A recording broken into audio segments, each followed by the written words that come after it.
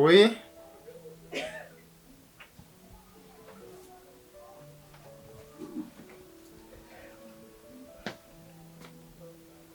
Uraho neza boss. Ari mbitabye.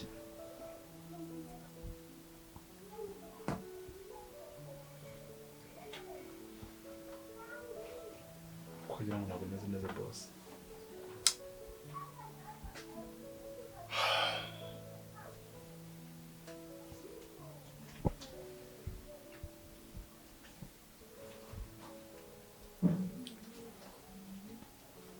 Bisaba. Oui boss.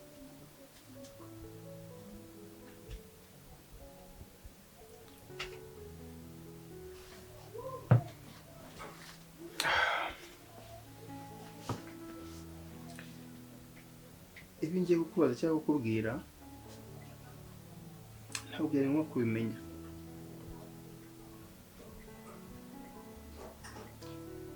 Ariko uri umugabo mugenzi wanjye. Yego. Byongeye uri muri famiye. Yego ndabizi. Twashatse umuryango umwe njyewe nawe.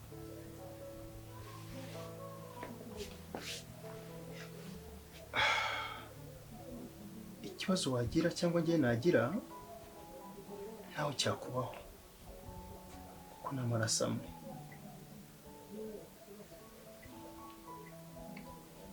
Ariko mu by'ukuri Ongeraho n'ikindi ko ubuzima butari bunyoroheye mu kamakazi, ibintu binkomereye, biremeranye narabuze nyikoresha. Ikintu cyose nzakirirwa mu buzima bwanjye ko hari ibyo wahinduye boss. Niyo mpamvu kugeza nisa nkuba. urakoze niba ubizirikana. Ndabizirikana cyane pe. Mu by'ukuri mama Chris ntabwo tumeranye neza. Kumubona bimeze neza. Nayo ni mpamvu nakubwiye ngo ntibyari ngombwa ko ubimenya. Ariko n'ubundi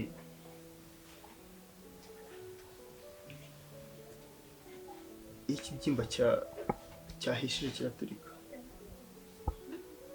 Ndagira ngo wenda ibizaba bitazagutungura.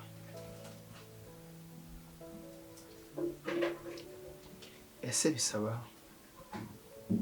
uriya mugore ko umutwara aho ugiye hose kuba muri kumwe, ubundi bari kumwe n'abandi?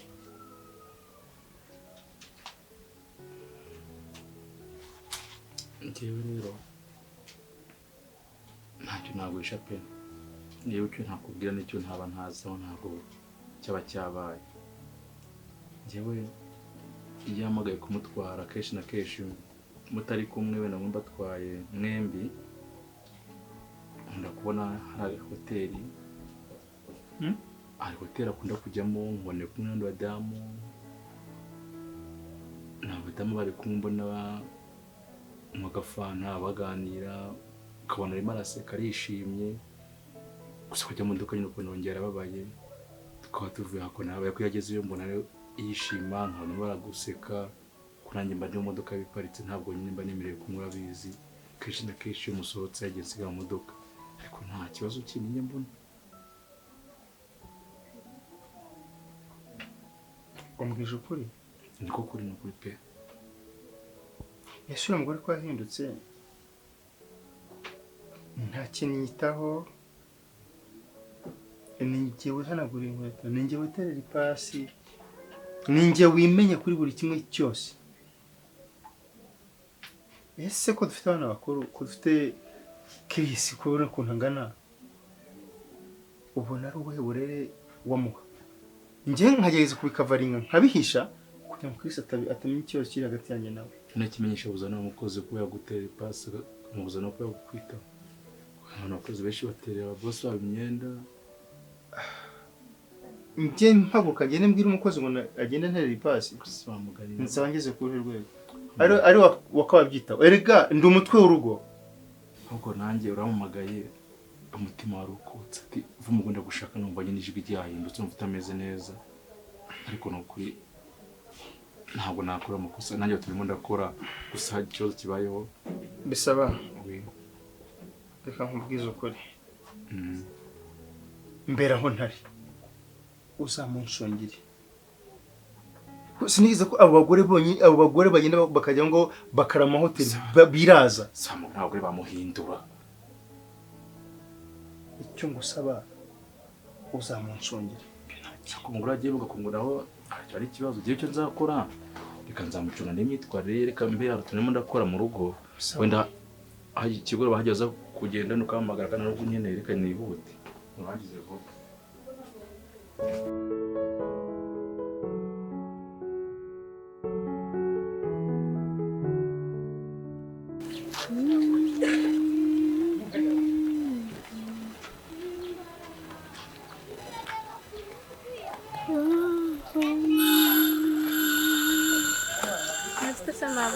meze neza ni karibu noneho ufite imineke myiza avoka ziraryoshye imineke nangahe se imineke yose kose oya umwe nangahe se umwe umusirimu mwaye atwara umuneke umwe okay itatu ni 500 ni 500 ko numva suri guhenda ntago menda ndahenda nukuri ku mana yanjye ndakongeza umuneke hano kwa mama Ange nkugura kuri senkani ntabwo ndumva noneho reka nkwereke ndaguhera umwiri w'itanu yego mana yanjye ibintu bye ndumva byihagazeho rwose ubwo si shuryo nangahe ntabwo ndumva noneho nta gahunda ufite ishu ni sensi mana yanjye gakira ngabanyirize ndagukuriraho 100 keretse numera 2.5 shawe wanguriye nkigira mu rugo kureba nkeneye gutaha oya mari yawe yihagazeho base wagize 3.5 basi oya ntabwo twashobokana reka ngende kwa mama Ange ngahitende bagira imari nziza nacyo rero wirirwe neza kandi Imana iguha abakiriya hano ni abakiriya baha ndaje njye gucururiza hari haruguru ndababona utanama ku kiranguzo bakiriya b'iyi minsi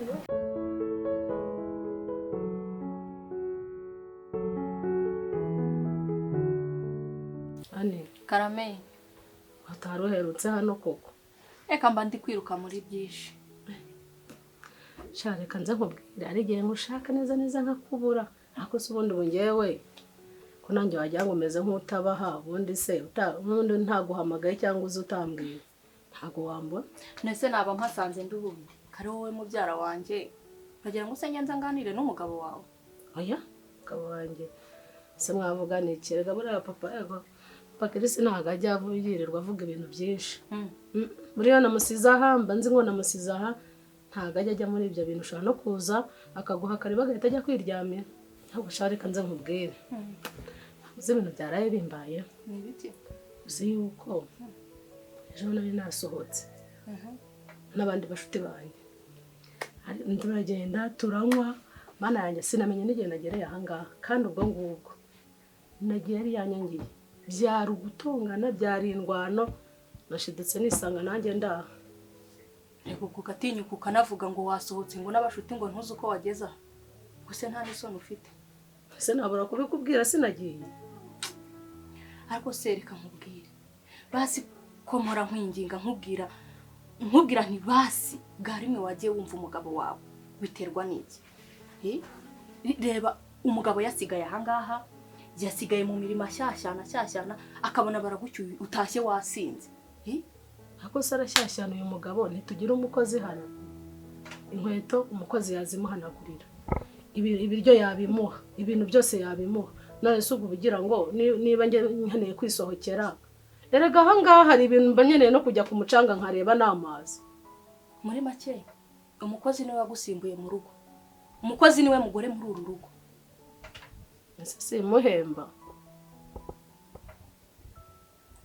basi se wanyumvise bwa rimwe ukamfasha ndakumva ukajya tukajyana gusenga basi rero ndakumva sibyo ugira ute ngewe mama Kirisi gusenga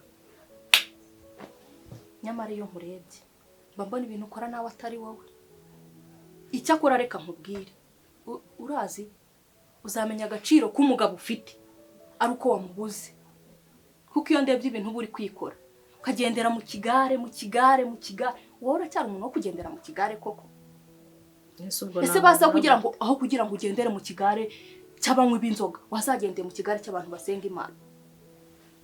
Abantu basenga byo ntabwo byakunda. Abantu basenga nyine ni mu rusengero, ni mu mango, ni mu masengesho iyo none se ubu najya nirirwa ahangaha nkajya gusenga gusa none se ubwo kunywa se kunywa abandi bantu se dutembereye uzi kubaho nta mugore ugira w'ishuti. Ubu se bona mbaye iki ngaho reba wowe nyene se mwe ko muri abakene. Reka nkubwire niba hari ikintu nitegereje neza nkareba gukorera Imana nta gihombo kibamo uri kumva, ariko wowe ibintu byose uba uri kwikora ni igihe gito aba ko mana ntabwo ari igihe gito ahubwo n'ubu so gukubeshya ndumva umunaniro n'iki kandi n'undi umuntu nshaka kwinywera ndaje n'ubu nibura se ahubwo uwo mukozi wawe wamubwiye akagutekera agasosi ugapfa guhuta nyine ndashaka kubanza kunywa. Uzi ko usigaye waramenetse amaso. Ndashaka kubanza kunywa namara kunywa nkakaraba nkagira ejo nanone nzongera ngende. Ubwo iyo nda ni inzoga gusa. Ahubwo nta kintu ndarya. Uzi ko arigiye muri wangagira ngo uratwite. Reka nta kintu ndashyira mu nda ubuse nta kintu ndafata pe. Disi wararangiye. Reka nze nkubwire njye sinako ibintu byo gusenga ubinkurira ha muri uru rugo n'ikindi gihe kandi ndabikubwiye. Ntuzongeye kunzanira abantu bo gusenga. Uhita unansohokera muri uru rugo ugenda. Nkubwire jya uvuga uziga. Turi kugendana. Ndagira ngo nkubwire ngo iyo udasenze urasengera. Reka njye kwirebera n'akawayini n'inkwere ntaho abasenga se musenge byo n'ibindeba. Musenge nyine mufite inyungu muzakura. Ariko mana yanjye koko ingo z'iki gihe zimeze gute? Abagore b'iki gihe Eriguga agatinyuka akambwira ngo bamuzanye ngo yasinze ntazi uko yageze mu rugo. Tayari ubu niba ari n'abamurongora bamurongoye ariko mana kuko watabaye ubwoko bwawe.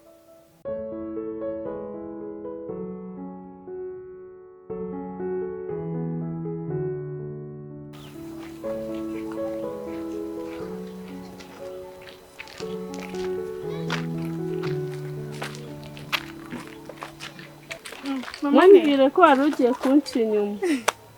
Umeze meze neza. Mwana iminsi wanengeje. Ibaziye yuko nari ngiye ku isoko nakubize ngo muhahire. Ugiye guhaha? Shawe ubwo se ubwo ngubwo wampaye. Kandi ndi kubona ibintu nari ngiye guhaha unabifite mva ufite intoryi nziza mva ndabona ibintu byose bifite na karoti imboga zose. Byose ndabifite sikurisha rimwe naribikiye. Umva ufite n'imineke myiza.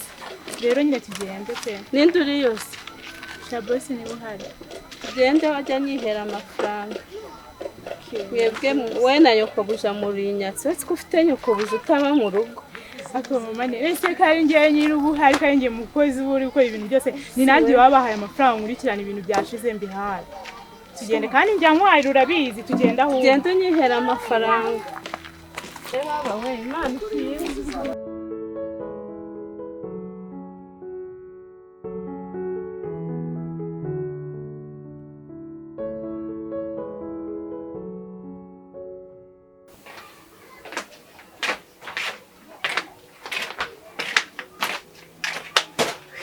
Mama kamuture ndabizi ko bunaniwe pe.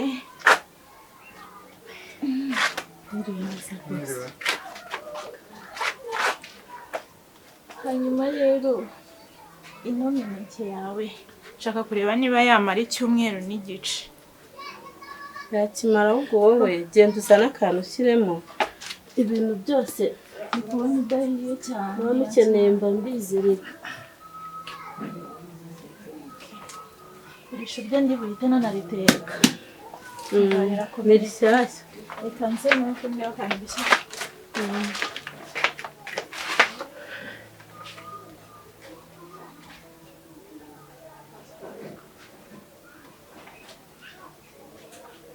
Ibyo byose urashaka amafaranga yawe? Ibi byose? Basi wamenya ko 20,000.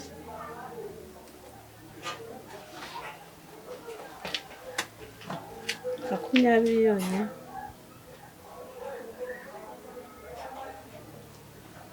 gusa ntabwo umpenze. Oya. Uriya mukozi wanyu dusanzwe duhaha, na mabuje yahari turahaha, ntabwo naba mbahenze.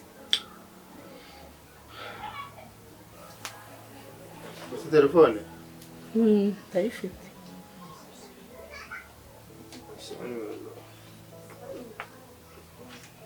Byishyura byose. Shyiramo nimero zawe.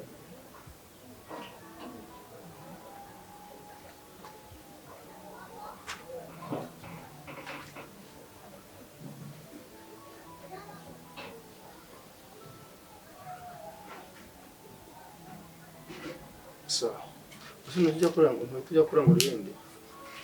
Bose murakoze. Sawa. Oya ndahita nahanjye kuruhuka. Nari naniwe. Wowe sundi? Imana ibahe umugisha. Ndabona.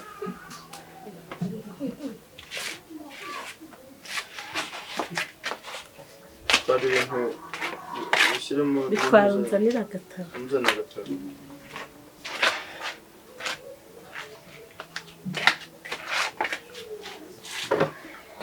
Munsi witwa? Witwa Mama Neti. Maneti. Mfite umwana witwa Neti. Ese umugore nkawe ni gute ucuruza agatabo? Nta mugabo ufite? Oya. Ubuzima budutegeka. Nta mugabo ufite? Oya. Utuye he? Hano munsi. Okay.